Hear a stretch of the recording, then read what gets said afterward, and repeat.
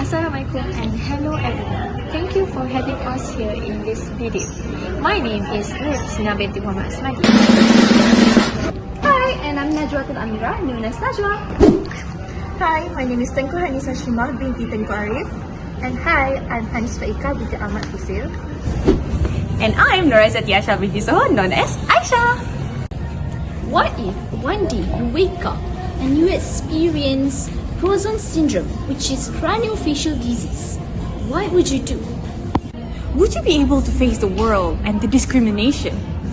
In order to explore this essay, we had analyzed one best article entitled by Ariel Hanley, "The Bias is Real and Devastating.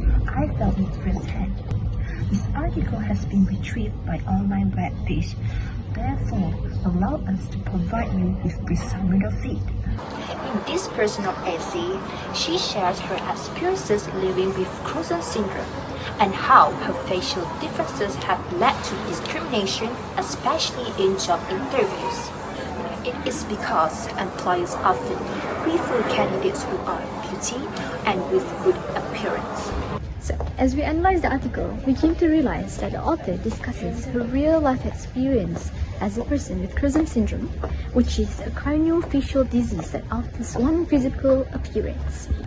The writer encourages the reader to comprehend her emotional challenges as well as social challenges that she encounters day by day by sharing her personal experiences.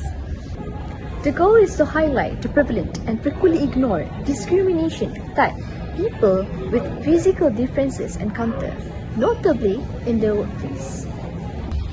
She hopes to increase the public understanding of the relationship between appearance-based bias, ableism, sexism, racism, as well as socioeconomic inequality.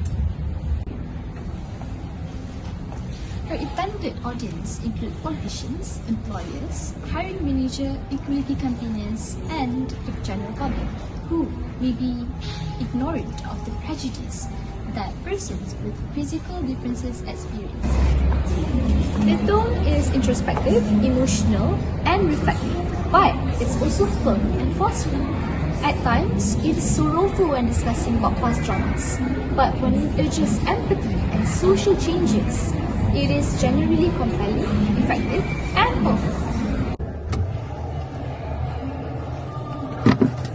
In addition to that, after explicit and thorough analysis of the text, we found 3 main challenges that were faced by the author due to her appearance and her disabilities. So, allow us to explain it to you one by one. The very first point that we would like to highlight in this video is the fact that business owners tend to completely avoid hiring someone who is deemed not conventionally attractive.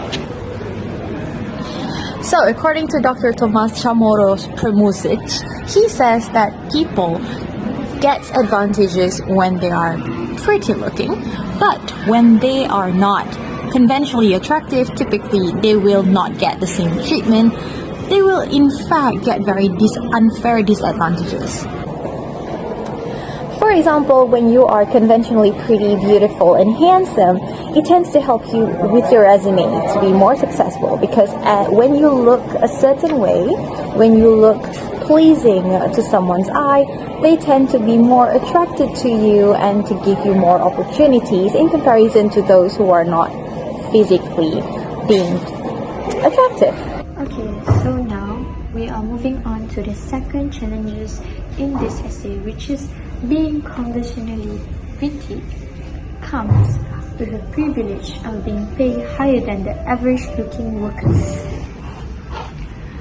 This argument has already been supported by the Institute of Labor Economics, which we call IZA, in which, as we can see, that the good-looking worker could earn up to 15% of their salaries than their average-looking co-worker.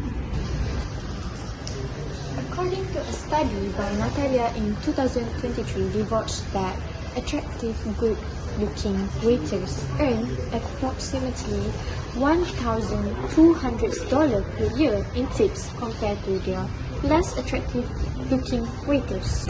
Lastly, the third challenge is that people with disability are often ostracized and overlooked by the society despite them having the same skill to do things like a normal individual can. Hello, it's me again. Well, according to Ashley in 2022, remarks that our world was not modeled to cater to people with disability, hence it is fundamentally ableist. So, discrimination and social prejudice are those who are against people with disability because of the assumption that ordinary ability is more superior is known as ableism. So, ableism is essentially based on the idea that people with disability need to be fixed and that their condition define themselves as a person. So, it is similar to racism and sexism.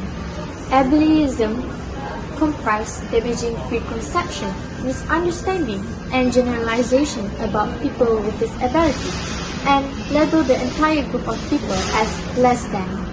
So everyone, in order to overcome this issue, we suggest 3 things. And the first one is schools and workplaces should give bias training, and this one is based on the 2021 article by Changing Faces. And the second is social media need to show people how facial differences in a real and good way, and this one is based on the 2021 article by Hanley. And lastly, we suggest that leaders should make fair rules to stop this kind of unfair treatment, and this one is based on the 2021 article by Mahajan. All in all, I have just talked about why it is important for us to see and stop this appearance-based discrimination as it's shared in Ariel Hanley's essay. Thank you all for being with us today and listening to us. Thank you for watching our video. Have a blessed day and Assalamualaikum. Bye-bye.